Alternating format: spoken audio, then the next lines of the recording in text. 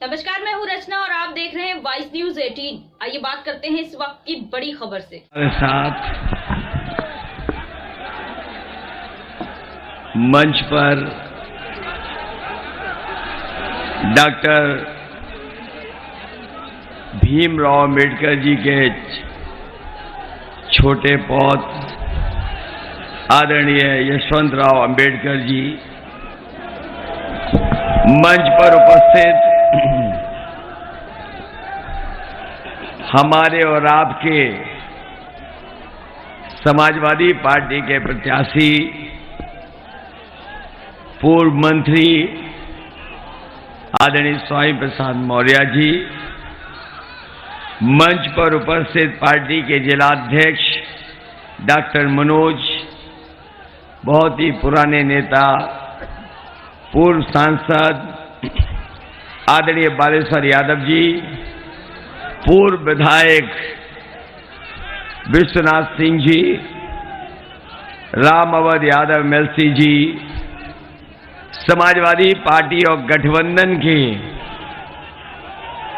हमारे रामकोला के प्रत्याशी डॉक्टर पूर्णमासी देहाती जी, पडरौना के समाजवादी पार्टी के प्रत्याशी विक्रमा यादव जी, फाजिल नगर के पार्टी के नेता कलामुद्दीन जी, संजय गुप्ता जी, संजीत यादव जी, विपिन सिंह जी, हसमुद्दीन अंसारी जी, विजय यादव जी, शिवनाथ, चंद्रशेखर, जयप्रकाश जी, राजेश्वर राम अवध पूर्व ब्लॉक प्रमुख प्रतिनिधि, रहमत अली जी, हीरालाल यादव जी, रणेंद्र यादव जी, वहीं हमारे विधायक भगवती सागर जी और पूर्व में मंत्री पश्चिम के बड़े नेता हमारे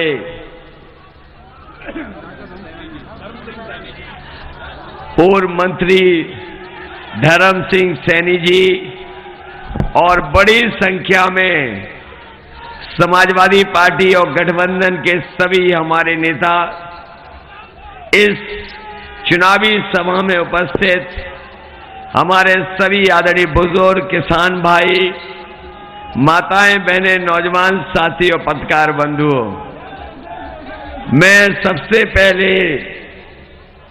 यहां पर आए हुए आप सबको बहुत बहुत बधाई देना चाहता हूं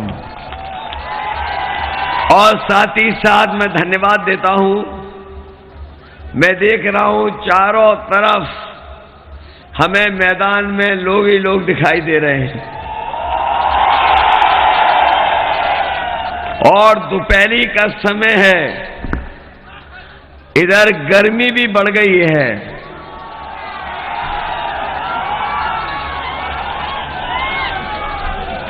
लेकिन मुझे पता है फाजिल नगर और इस विधानसभा के लोग इस बार किसी की गर्मी निकाल देंगे।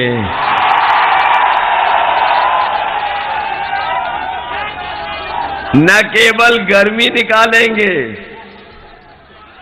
मैं अभी आदरणीय स्वामी प्रसाद मौर्य जी को सुन रहा था, मैं ये कह सकता हूं उनके आने के बाद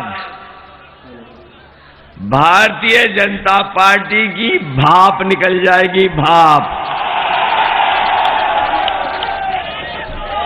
बताओ, भाप निकलने लगी कि नहीं निकलने लगी?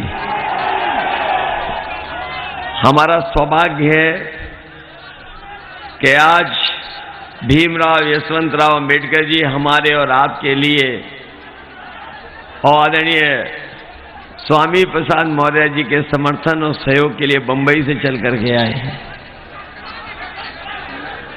इतनी दूर से चल करके आए हैं, बिल्कुल बिहार की सीमा पर आप वोट मांगने आए हो। मैं यहां पहले भी एक बार वोट मांग के चला गया था, उस समय भी साइकिल के लिए वोट मांग करके गया था। जब महाराष्ट्र से चल करके आए हैं, बाबा साहब भीमराव अंबेडकर जी के पोते, तो बताओ यहां से ऐतिहासिक वोटों से जिताओगे कि नहीं जिताओगे? हमारे बाबा जी घबराए हुए हैं आजकल उनका चेहरा देखा कि नहीं देखा? चेहरे पे 12 बज गए कि नहीं बज गए?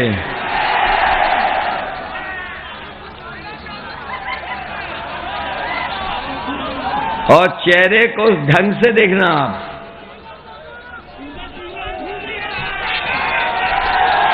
जरा चेहरे को ढंग से देखना। होश उड़ गए उनके होश। और उस दिन का याद नहीं होगा, उस दिन याद नहीं होगा जिस दिन स्वामी प्रसाद मौर्य जी हम लोगों के साथ आ गए। मैं तो इंतजार कर रहा था 2011 से।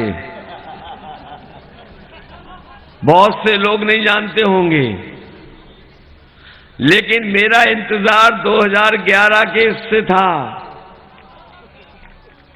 और अगर 11 में ही ना आए कोई बात नहीं, लेकिन जब बहुजन समाज पार्टी को छोड़ा था इन्होंने, अगर उस समय आ गए होते तो हमें इतने 5 साल बुरे दिन नहीं देखने पड़ते।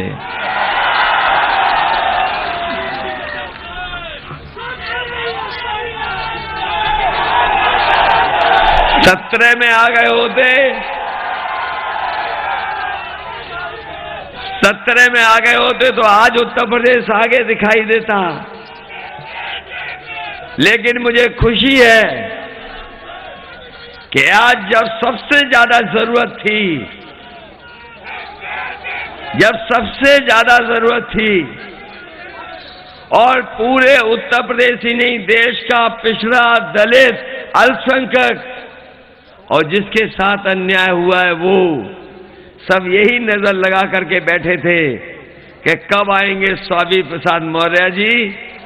और आपके आने से जो बदलाव हुआ है, जिस दिन से आ गए उस दिन से हवा दूसरी चलने लगी कि नहीं चलने लगी?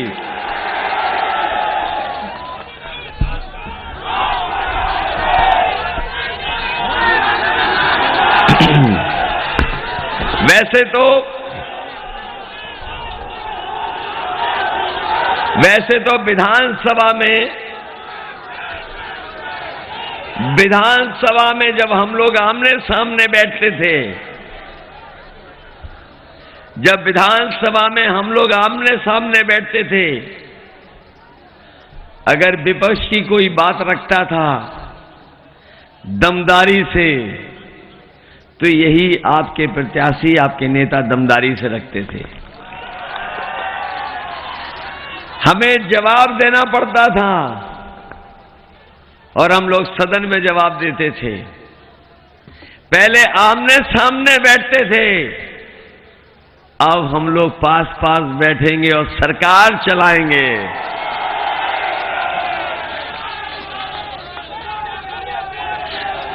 साथ बैठ करके सरकार चलाएंगे। ना भेदभाव होगा, ना अन्याय होगा, और जिनको आजादी के बाद हक और सम्मान नहीं मिला उनको सम्मान दिलाने का काम हम दोनों लोग मिलकर के करेंगे।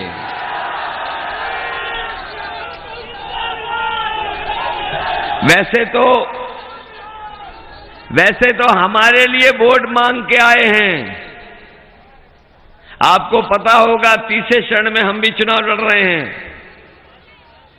मेरे लिए वोट मांग करके आए और इनका समाज और हर पिछड़ा दलित ऐसा इकट्ठा हुआ मैंने कभी नहीं देखा था। हो सकता है करहेल की जीत सबसे बड़ी जीत हो, लेकिन मैं सबसे बड़ी जीत से नहीं जीतना चाहता हूं। वो जीते सबसे बड़ी जीत जिसके लिए मैं वोट मांगने आया हूं। बताओ फाजिल नगर के लोगों, जिताओगे कि नहीं जिताओगे? गिन लो वोट आप अपनी उंगलियों पर। बताओ कितने वोटों से जिता सकते हो आप? पीछे तो नहीं रह जाओगे? बताओ पीछे तो नहीं रह जाओगे? अगर जितना कह रहे हो, हाँ ये बात कही, अरे बीजेपी वालों की जमानत नहीं जब्त की तो क्या जिताया आपने?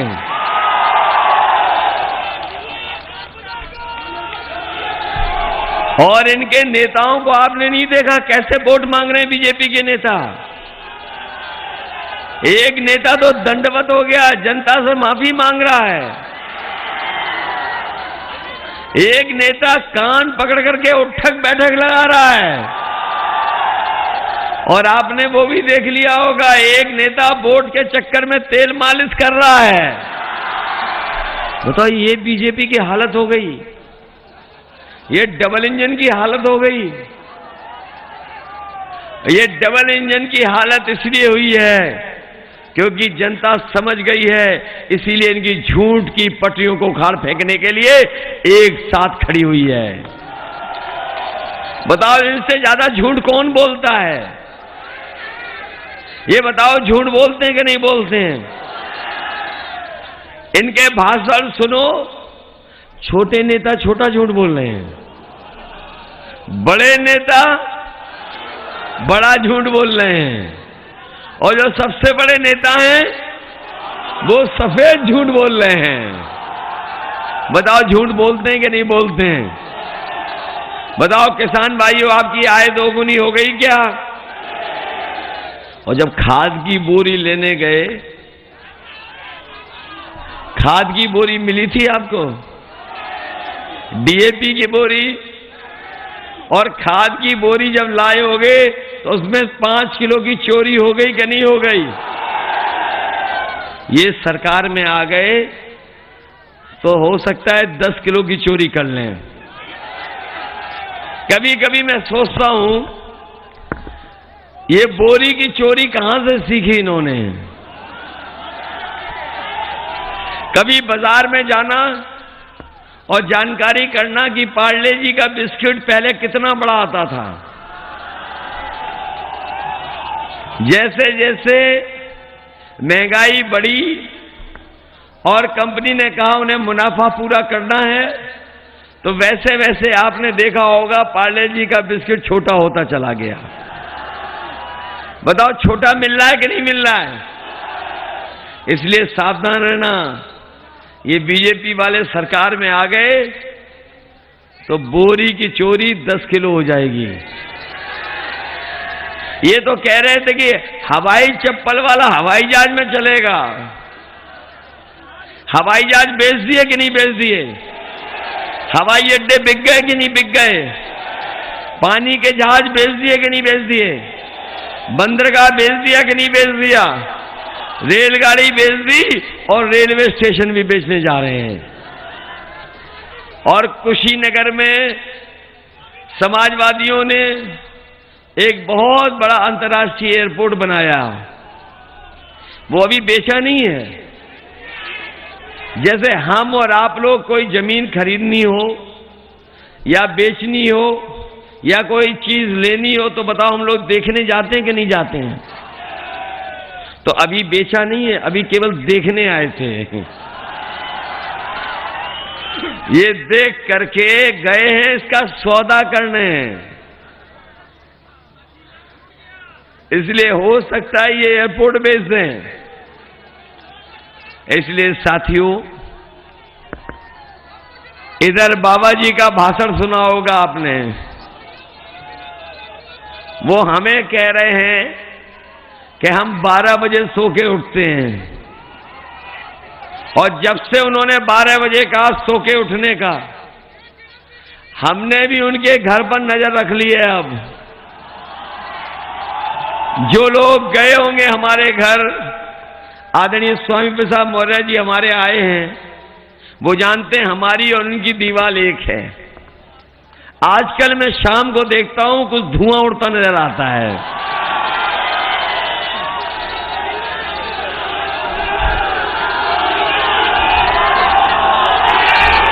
और अभी एक अधिकारी ने बताया है कि रात में उठ करके फिर वो धुआं मांगते हैं, नींद नहीं आ रही है। और अभी पुताई वाले मैंने देखे, पुताई वाले जा रहे थे, मैंने पुताई वालों से पूछा कि कहां जा रहे हो, तो वो बोले कि मुख्यमंत्री आवास में जो धुएं के काले धब्बे लगे उनको पोतने जा रहे हैं। तो इसका मतलब ये है कि बाबा जी जा रहे हैं कि नहीं जा रहे हैं। और 11 तारीख की तो उन्होंने टिकट बुक कर ली है लखनऊ से गोरखपुर की, बुक हो गई कि नहीं हो गई। और इनके एक नेता तो कमाल के हैं, पहले वो घर घर जाके प्रचार कर रहे थे, डोर टू डोर, वो पर्चा बांट रहे थे कि थूक बांट रहे थे ये नहीं पता। और अभी उन्होंने एक ऐसी बात कह दी है कि लोग लैपटॉप की बात सुन करके लोटपोट हो जा रहे हैं। उन्होंने कहा कि जो इंटर पास कर लेगा और बाद में 12वां करने जाएगा उसे लैपटॉप दे देंगे। अरे शुक्र है उन्होंने ये नहीं कहा कि 12वां करने के बाद जो 10वां पढ़ेगा उसे लैपटॉप दे देंगे। इसलिए सावधान हो कि नहीं हो। बाबा जी कह रहे थे कि लैपटॉप बांट दिया, किसी को मिला यहां पर? और ये हाथों में स्मार्टफोन दिखाई दे रहे हैं, कहीं ये वही वाले तो नहीं हैं? वो तो कह रहे 1 करोड़ दे दिया। अरे वो क्यों देंगे, वो खुद ही चलाना नहीं जानते हैं। और अभी उन्होंने एक तस्वीर डाली थी जिसमें खुद वो पूरब देख रहे हैं, जनता पश्चिम देख रही है। तब पता लगा कि ये स्मार्टफोन भी चलाना नहीं जानते हैं। अगर आज के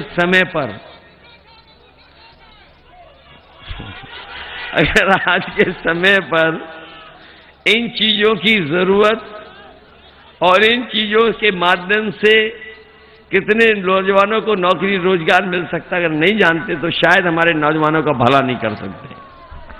इसलिए समाजवादियों ने कहा है कि ITI पॉलिटेक्निक में और हमारे कॉलेजों में अगर आज के समय पर नई पढ़ाई और नए कोर्स और नई ट्रेनिंग करानी पड़ेगी तो नौजवानों को ट्रेनिंग करा करके 22 लाख नौजवानों को IT के क्षेत्र में रोजगार दिलाने का काम समाजवादी सरकार में होगा। ये हमारे नौजवान जानते होंगे, 3 साल से दौड़ लगा रहे हैं, 3 साल से तैयारी कर रहे हैं, इन्हें फौज में जाने का मौका नहीं मिला है। ये गर्मी निकालने वालों को कह के जा रहे हैं समाजवादी सरकार बनेगी तो फौज में भर्ती निकाल करके अपने नौजवानों को वर्दी पहनाने का काम करेंगे। न केवल फौज बल्कि पुलिस में भी नौकरी निकाल करके नौजवानों को आगे बढ़ाने का काम करेंगे। जो हमारे पढ़े लिखे नौजवान हैं, ये शिक्षा मित्र वाले, BEd टेट वाले, BPEd वाले और BTC वाले, और हमारे यहाँ गरीब जनता जो दूर दूर से आई है, वो जानती होगी जब से भारतीय जनता पार्टी की सरकार आई है इन्होंने हमारे बच्चों की पढ़ाई को चौपट कर दिया। बताओ बच्चों की पढ़ाई बर्बाद हो गई कि नहीं हो गई? इसलिए हम अपने नौजवानों को कह के जा रहे हैं, BEd टेट वालों को अगर हमें समायोजित करना पड़ेगा तो BEd और टेट वालों को समायोजित करेंगे, शिक्षा मित्र को नौकरी देंगे, BTC से लेके BPEd लोगों को नौकरी देने का काम समाजवादी सरकार में होगा। 11 लाख पद खाली हैं, 11 लाख पद खाली हैं, वो भरे नहीं गए हैं। 11 लाख पदों को नौकरी निकाल करके अपने नौजवानों को नौकरी देने का काम समाजवादी सरकार में होगा। ये अनुदेशक आए हैं, रोजगार सेवक हैं, 5 साल से इंतजार कर रहे थे कि इनका भविष्य बदलेगा, भाग्य बदलेगा, नियमितीकरण होगा। अब 5 साल और इंतजार तो नहीं करना चाहते हो? आप करो मदद, हम लोग भी मदद करने का काम करेंगे आपको। इधर बिजली महंगी हो गई, बिल आ रहा है, लोग परेशान हैं, मुकदमे दर्ज हो रहे हैं। इसलिए समाजवादियों ने तय किया 300 यूनिट फ्री बिजली होगी और साथ ही साथ हमारे किसानों का सिंचाई फ्री होगी, कोई बिल का पैसा नहीं देना पड़ेगा। ये हमारे सरकारी कर्मचारी, जो सरकारी कर्मचारी पुरानी पेंशन को बहाल के लिए कह रहे थे, उसको बहाल करने का काम भी समाजवादी सरकार में होगा। इसलिए मदद करोगे। एक नेता हैं, वो ABCD सिखा रहे हैं सबको, कभी A फॉर ये, B फॉर ये, N फॉर ये, Z फॉर ये, कह रहे कि नहीं कह रहे? हमने भी उन्हें कहा कि अंग्रेजी मत सिखाओ, हम हिंदी सिखाते हैं आपको। और हमने कहा कि काका गए हैं तो बाबा भी जाएंगे। और पत्रकार साथियों, काका का मतलब है काले कानून। बताओ, काले कानून चले गए कि नहीं चले गए? तो जब काका चले गए तो बाबा भी जाएंगे। बताओ, हटाओगे कि नहीं हटाओगे? इसलिए साथियों, हम लोग काम करना चाहते हैं, उत्तर प्रदेश का विकास चाहते हैं, खुशहाली चाहते हैं, हम लोग जाति जनगणना चाहते हैं। ये बीजेपी के लोग जाति जनगणना नहीं कराना चाहते। वो जानते हैं कि जिस समय जाति जनगणना हो जाएगी, बहुत सारी जातियों की आबादी ज्यादा दिखाई देगी। हो सकता है कि जिनकी हम गिनती न करते हों, जिनको हम सम्मान न दे पाए हों, बाबा साहब भीमराव अम्बेडकर जी ने जो संविधान दिया, जो संविधान हमें हक और सम्मान दिलाता है, आरक्षण दिलाता है, हो सकता है कुछ जातियों को हम न दे पा रहे हों। इसलिए समाजवादियों ने कहा है कि हम जाति जनगणना करा करके आबादी के हिसाब से सबको हक सम्मान दिलाने का काम करेंगे। इसलिए हम आपको भरोसा दिला रहे हैं, जाति जनगणना के लिए हमें कितना भी बजट का पैसा देना लग जाए, हम लोग लगाने का काम करेंगे और जाति गणना करा करके अपने सभी जातियों को बताने का काम करेंगे आखिरकार आबादी में कौन कितना है। इसलिए चुनाव छठवें चरण में होने जा रहा है। दूसरे चरण में धर्म सिंह सैनी जी वोट डाल करके आए हैं, उनका भी चुनाव हुआ है दूसरे चरण का। पहले चरण का आपको पता होगा, दूसरे चरण का इनका चुनाव हुआ, तीसरे में हमने वोट डाला और हमने भी चुनाव देखा। बताओ, तीसरे, चौथे और आज जहां पांचवां चरण का शाम को पता लगेगा, बताओ बीजेपी के लोग ठंडे हो गए कि नहीं हो गए? जब से जनता ने इनकी खड़ी की है खटिया, तब से इनके बयान हो गए घटिया के नहीं हो? बताओ आप, हो गए बयान घटिया के नहीं? कभी कभी कहते हैं कि आदरणीय मौर्य जी 5 साल क्यों सरकार में रहे, हमारे साथ रहे। हमने कहा हम तो बहुत पहले हमारी इनकी बात हो गई थी। हमने कहा अभी मत आना, आना तब जब आपके आने से चोट हो। तो बताओ, वो कहावत सुनी कि नहीं सुनी अंग्रेजी में, strike the iron when it is hot, जब गर्म हो तभी हथौड़ा मारना। बताओ, इनके आने से हथौड़ा लगा कि नहीं लगा?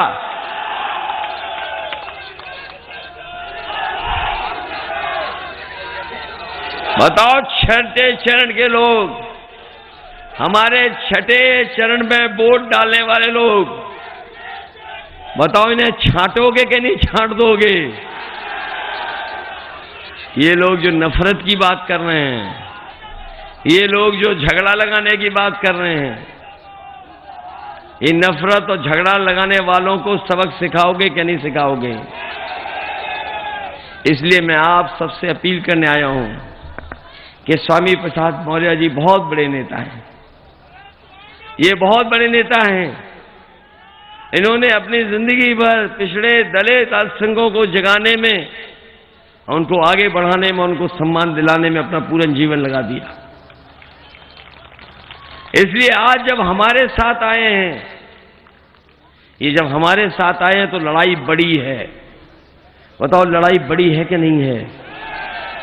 न केवल देश के लोग बल्कि दुनिया के लोग देख रहे हैं उत्तर प्रदेश में क्या होने जा रहा है।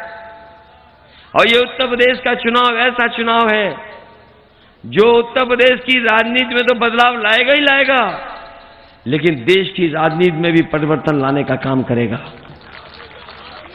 इसलिए आप सबसे हमारी अपील है कि ये चुनाव अपने भविष्य का समझना, अपने आने वाली पीढ़ी का समझना, क्योंकि जो लोग सत्ता में हैं वो संविधान और धर्म और संविधान की धज्जियां उड़ा रहे हैं। इसलिए बताओ, आप लोग मिलकर के सहयोग करोगे कि नहीं करोगे?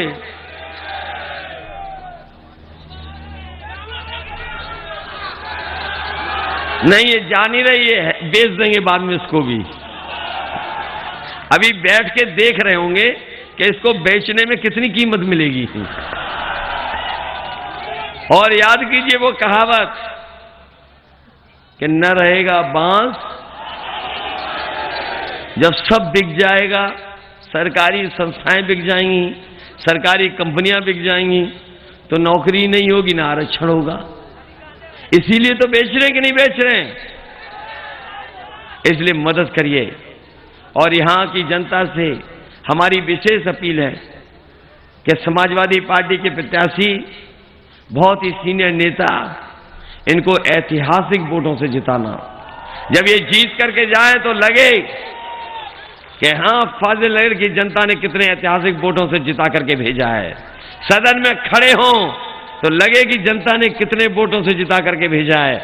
आपको मैं भरोसा दिलाता हूं कि इनका सम्मान हम लोग सरकार में पहले से ज्यादा करने का काम करेंगे। और ये बात हम जानते हैं कि इनका सम्मान होगा तो हमारी पार्टी और मजबूत हो जाएगी, हमारी लड़ाई और मजबूत हो जाएगी। इसलिए जो आमने सामने बैठते थे अब हमारे साथ बैठने जा रहे हैं। हम आपको भरोसा दिलाते हैं, इनको स्थान भी देंगे और बड़ा सम्मान भी देंगे। और आपकी विधानसभा को हमें कितना भी विकास के लिए पैसा देना पड़ेगा, हम बाबा मुख्यमंत्री जैसे नहीं हैं कि छोटे दिल वाले हों। समाजवादी लोग बड़े दिल वाले हैं। जो विधानसभा चाहेगी हम उतना विकास कराने का काम आपके कहने से करने का काम करेंगे। और याद रखना, बाबा जी आए थे कुशीनगर, जब दलित और पिछड़ों से मिल रहे थे तो साबुन लगा करके मिल रहे थे। याद है कि नहीं याद है? साबुन और शैम्पू बांटा था। न केवल साबुन और शैम्पू बांटा था, बल्कि मुख्यमंत्री आवास को भी गंगा जल से धुलवाया था। याद है कि नहीं याद है? इसलिए ऐसी पार्टी को आप उनके प्रत्याशियों को जमानत जब्त करने का काम करना। बहुत बहुत धन्यवाद।